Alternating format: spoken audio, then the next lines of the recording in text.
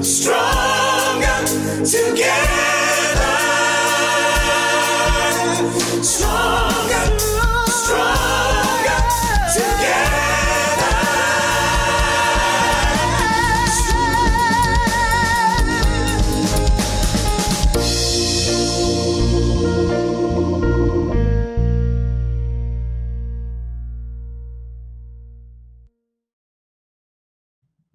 All right. When we were talking to Eddie McGuinness, he said, if you don't talk to Brandon, you're simply insane.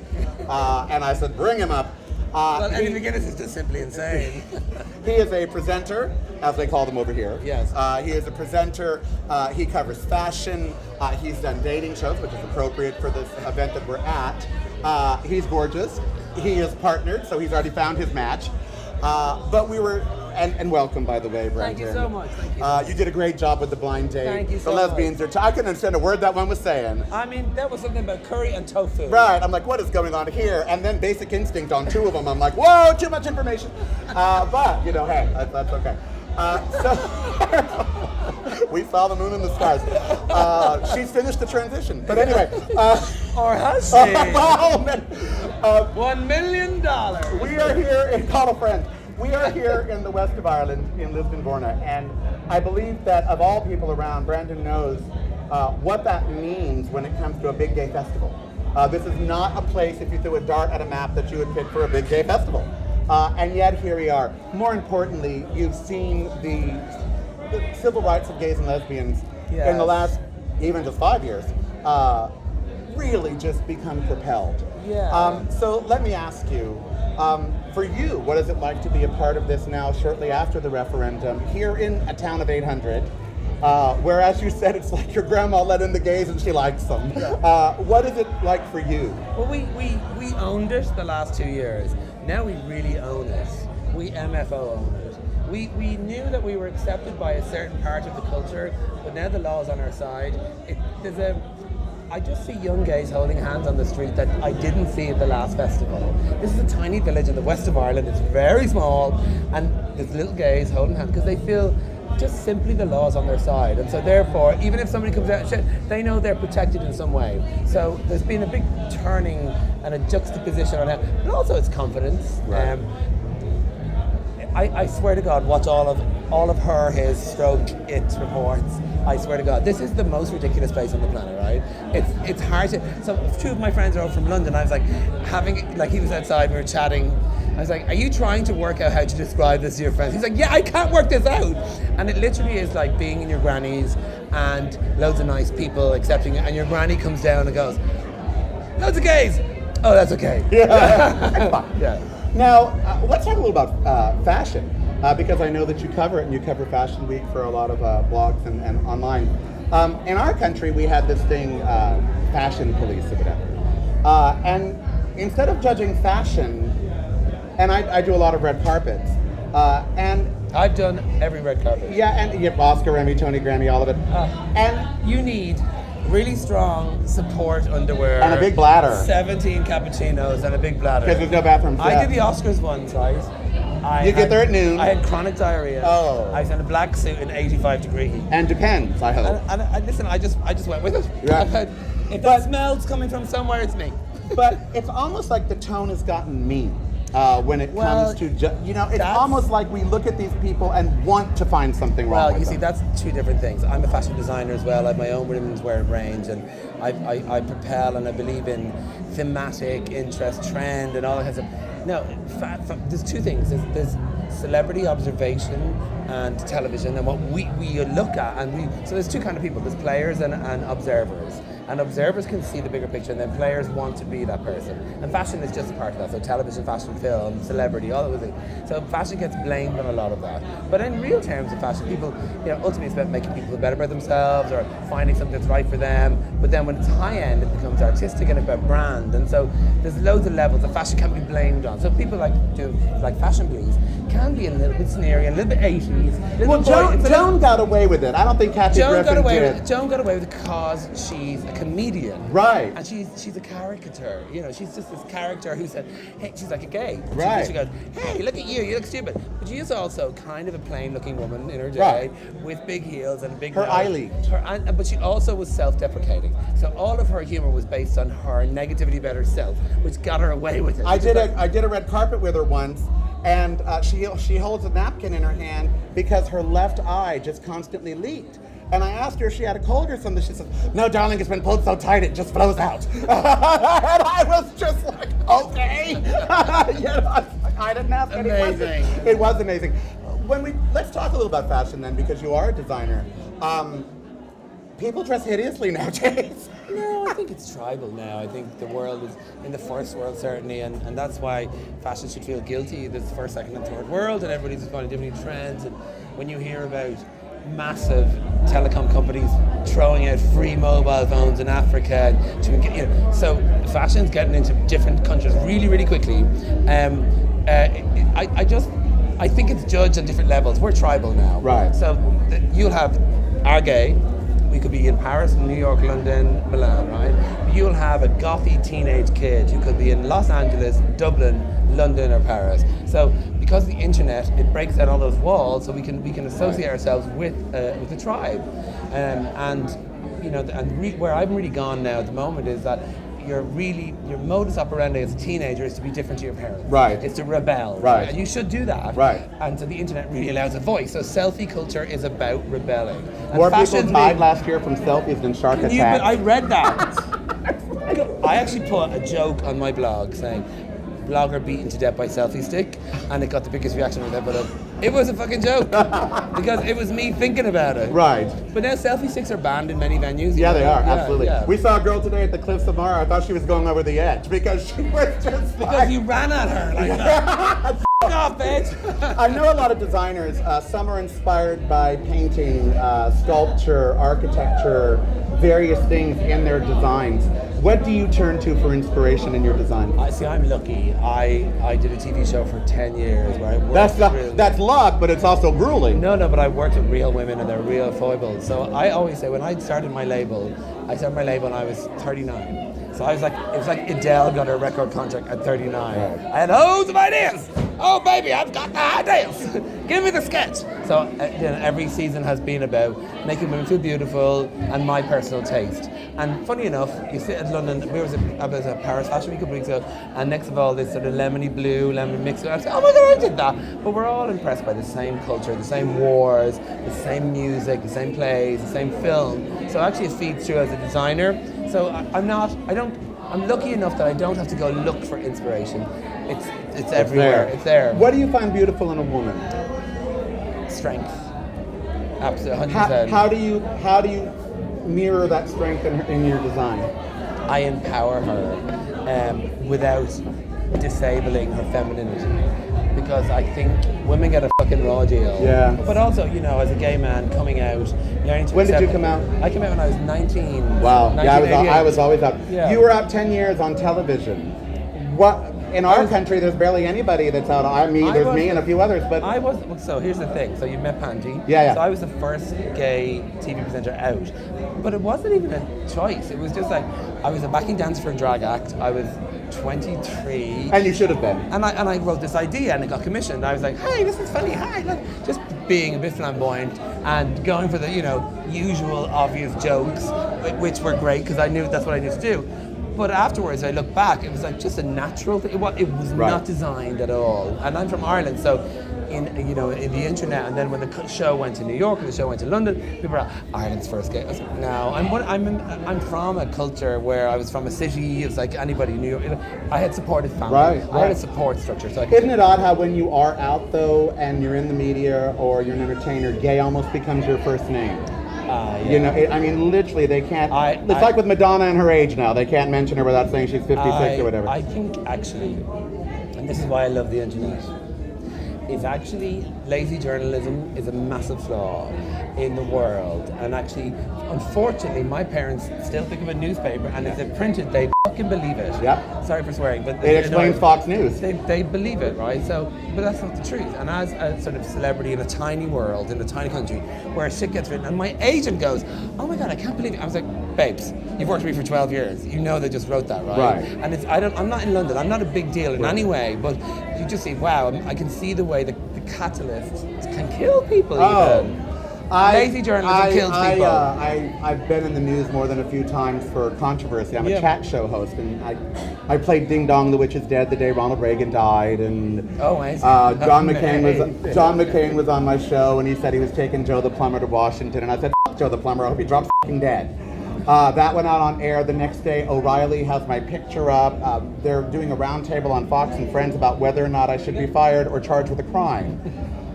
This is the day before President Obama is elected. Okay. I'm in the news cycle.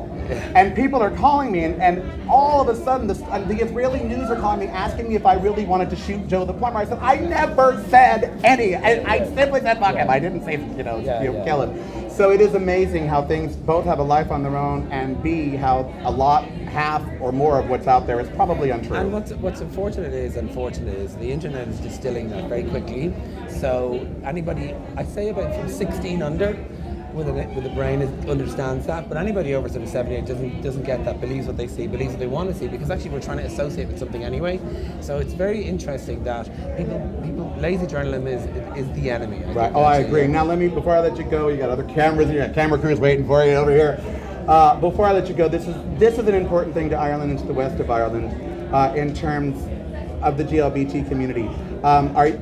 You're going to stay involved with the outing, I take it? This is something you feel strongly about? The day we got the yes vote, and I was I was crying my eyes out at 3 a.m. in the morning. I left. The minute we got the yes vote, I was like, absolutely, of course we've got it, goodbye. And I left, I went. I was like, I'm not here to thank anyone, because I decided when I was 19, I didn't need their approval. Thank you. And I was on TV, and next of all, I'm knocking on doors, canvassing.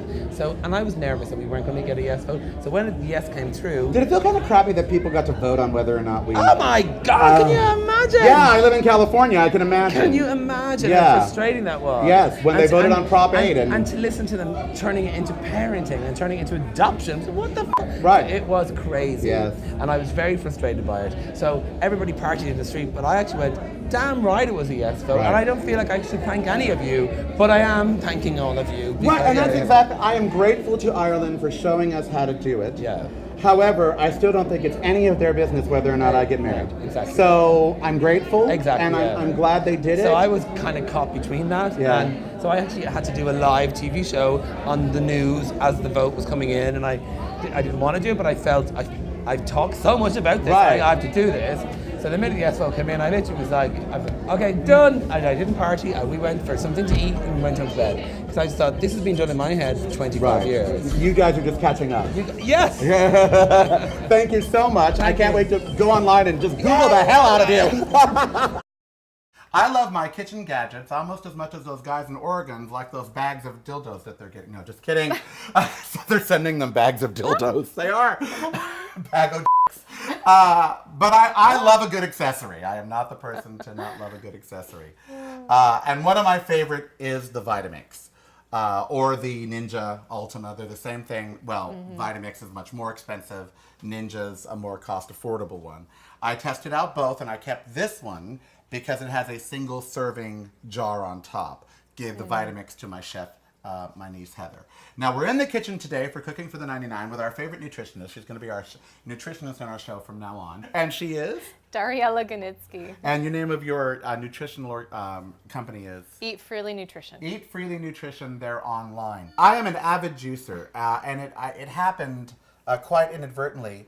I needed to start getting protein into my body early in the morning. Okay. And my stomach was so upset that I could not eat. Okay. So my doctor said, "Could you juice?" And I said, "Yes." So we did we went to juicing. Okay. Now before we begin. Yes. There are 2 ways, well, there are about 100 ways to juice. You can have a Tibetan monk sit on it and press the juice out and go to one of the juice stores and pay $47 for wheatgrass At Whole extract. Foods. It's very expensive to juice, to participate in this phenomenon, and I want you to be able to participate. Yeah. So this is about $1.99 or less. You can get them now for $89. Is Okay. it not true, Miss Nutritionalist, that if I eat this apple, if I eat the apple, I'm actually going to absorb less of this apple's sugar because the fiber in the apple is going to buffer it. Yes. If I juice this apple whoosh, and just drink its juice, I'm going to get all of its calories, no fiber, and all those calories are going to go into me, correct? Correct. Okay, so that's why I believe in Yes. this instead of the other. Right. What's your take on that? Okay, so making a smoothie, which is what this does, compared to juicing, you have to look at them as totally different things with a totally different purpose. Oh. So actual juicing, where you're pushing it into the machine, I prefer that with vegetable juices. Okay, I Okay. can see that. So a nice carrot, celery, beet, an apple, one apple, is a common concoction people make. But the difference is, yes, all the fiber's going away. This is not to replace eating fruits and vegetables or even getting smoothies. Let's just be clear about that. Another reason I started doing this was to increase my fruit and vegetable intake. I was Yes. not eating enough. Juicing, the kind that she is talking about, if you do that, don't be like, well, I ate my fruits and vegetables Right. today, because you didn't, right? Right. So the benefit of it is That's really that- important information, y'all. Y'all just, Yes. you need to absorb that. You think when you go to the Jamba Juice and you get just a No, high caloric no, juice that you're meeting your fruits and vegetable No, requirements. that's a dessert. That's a Yeah, oh dessert. yeah, it's a dessert. It really is. a So, dessert. but when you juice mostly vegetables, you're getting nutrients that are more bioavailable, meaning they're better absorbed. Right. Because you don't have the fiber in the way. You don't have to rip the kale apart. You're getting It does the- it for you. Yeah. However, it has to be organic produce, so you don't get a concentrated pesticide drink. And it has to be mostly veggies. Have some red. Have some Ready Roundup. Yeah, exactly. Ready Roundup. Yeah, thanks. Okay. So it has to be mostly vegetables and has to be organic. Those are really my tips for juicing. Okay. Now, if we're going to make a smoothie, then you can incorporate more fruit, but we still have to balance that out. Now let's talk about the importance of that. My niece Heather sent me this fabulous Christmas book, and it's Uncle Charles Juice's recipes, and these are Cute. all just things that she hand Yes. wrote. Okay. She's a chef. She's very heavy, like on things like apple, beet, carrot, ginger, and those sort of Yeah, things. yeah. But then when it gets to the fruits, she sat me down and said, Uncle Charles, I know you love strawberries, bananas, Your fruits. and that Yes, stuff. yes. But that's not what you should be doing. No, those are what we call high glycemic fruits, meaning they have more sugar. So berries have more water, fiber compared to the sugar content, so they're lower glycemic. They're not going to raise your blood sugar. They're not going to raise a hormone called insulin, which is what puts on belly fat. Right. So And also taxes your pancreas. totally, yeah. definitely. So we want to be careful with the fruits we pick, and I also, when I'm going to make a smoothie, I add in a lot of fats to buffer the fruit. Let's talk about that. You said you were going to talk to me about fats. I use bananas, Yes. by the way, like this because they're much smaller and healthier for you. But Yes. I was putting stuff like flaxseed, a little bit of flaxseed, other things like that. What kind of fats could you put in these? So my usual smoothie that I make for myself Oh, for trade secret. breakfast, yes. I use half a banana, medium banana. See, now you could get half one of these. that, This or is just one, yeah. One of these adorable little things. Do you freeze it first? Sometimes. It's a great way Yeah, to do it. yeah. Peel it, freeze it. But peel them So- first. Don't be an idiot like me and just throw this in the freezer. It doesn't. You have to peel them. They'll turn black. Yeah. Yeah. Oh, and you can't take a black banana and make it not black anymore just because the internet says you can. No. That's a fraud. No. Yeah. So half a banana, a cup of frozen fruit, which are usually berries, Okay. half an avocado, Ah, there's the fats. 2 tablespoons of almond butter. Oh, yummy. Chia. Could you just put 2 tablespoons of almonds? Raw You could, almonds? sure, Okay. sure. I usually use chia seeds instead of flax seeds, and I'll explain why in a I second. have chia seeds right. There. If I don't have avocado or they're too expensive, this is where I'll use maybe a spoonful of coconut oil. So you mix that up, and that'll make it a high protein with the almond butter, high fat with the avocado or coconut oil. We've been scared from almond butter. We've been I scared know. from the fats. Everyone's scared of the calories. And when I see clients, I don't even talk about calories. We don't count calories. We don't use MyFitnessPal. It's just let's eat in a way that is not going to spike your insulin, your Right. blood sugar, and the belly fat comes off. So my friend told me, I use MyFitnessPal. She said, just eat right.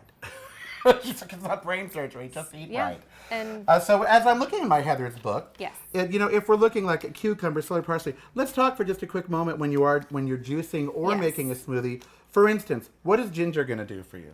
so ginger is a great anti-inflammatory. It also helps digestion. It can help with any nausea, or like if you have morning nausea, some people just wake up nauseous. I take half a lemon in warm water in the morning. Yeah. Is that I Yeah, do that? Is that's that good also- for you? Yeah, yes, I do that. That's also great for digestion. So ginger is going to be an anti-inflammatory. Cilantros and things like that. The parsleys. The parsley, cilantro, we call those the microgreens. They're so concentrated with nutrients. So a little bit's going to Minerals. give you a Yes, wallop. Yes, and I would actually prefer these recipes through the juicer Really, through that? because you'll because get they're veggies. because they're veggies. Yeah. and you'll get more concentrated. Yeah, she didn't do the amounts. fruit to the last, and she still did very little, like pear, carrot, celery. Yeah, She only a gave me like a combo. pear. She didn't like let me. There's none in here, but like So what I would make sometimes would be a banana, half an orange, ice, of course, a scoop Yeah. of protein powder.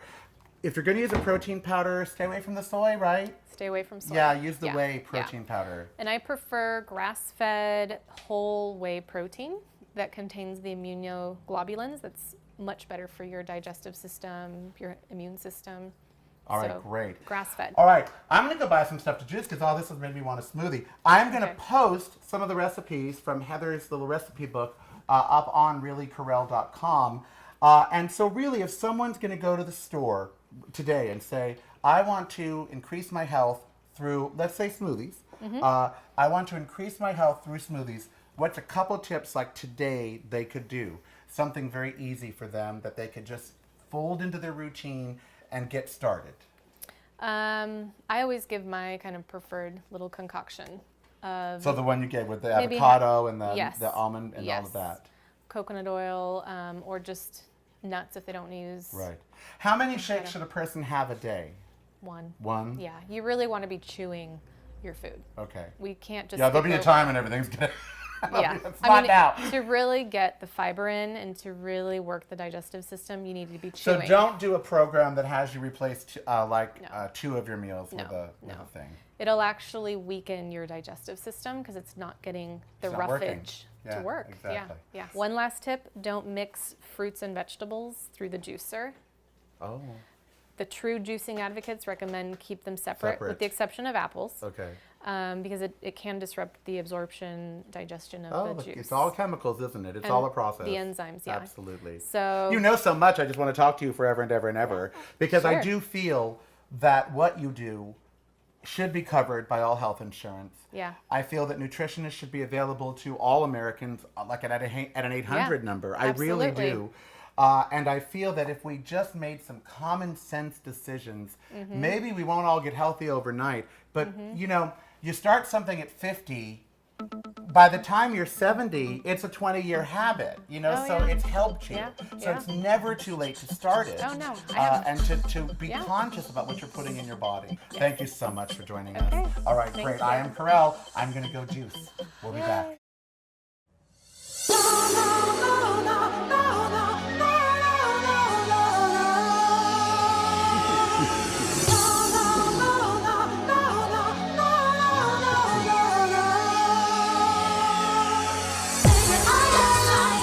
It is the Karelcast. I am Karel. So very glad you are joining me.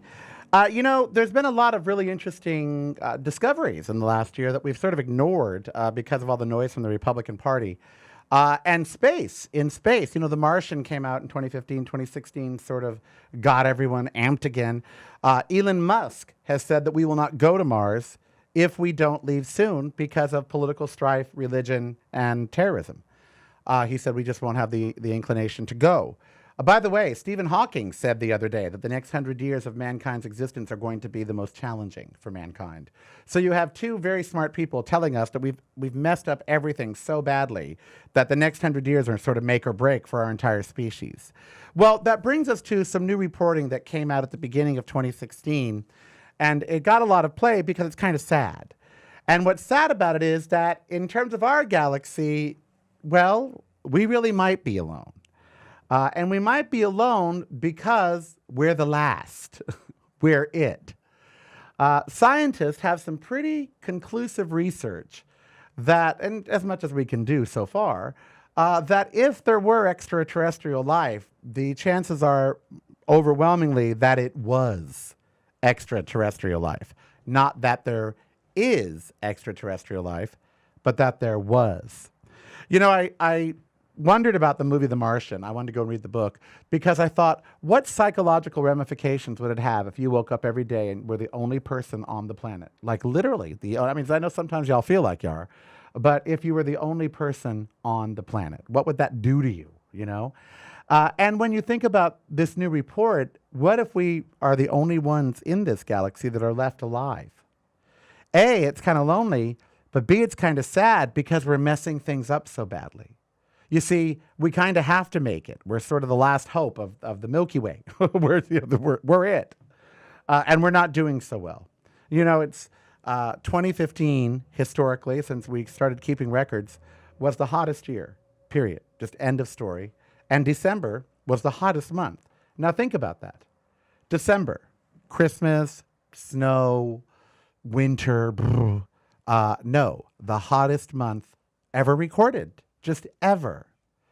As I stand here recording this, there's two things going on. First of all, it's the anniversary of Roe v. Wade. And I'm sorry, women. I'm sorry that after all this time, we're still talking about your private business and what goes on in your body. As we know, if men got pregnant, we would have abortion that was drive-through. We'd be able to get the morning after pill, like Jack in the Box. He'd be I'll have a breakfast Jack and that RU386 pill, please. Now, we have irreparably messed up the planet. And we're not making any real strides to rebuild our culture around the mess that we've created. We're all just trying to endure. That's not a recipe for success. So as this research comes out that we might be the last ones in this little galaxy of ours, then that doesn't mean that out in the other galaxies there's not life. But in our little galaxy, we might be the last ones. How about we take that as, oh wow, we have to survive and get our crap together. Otherwise, we're going to be a big old empty universe that's going to be like a museum. The museum stop on the intergalactic tour. Oh, and here's the Milky Way. They were alive, now they're dead. I am Karel. I think that there's alien life living here in Long Beach. I'm just telling you.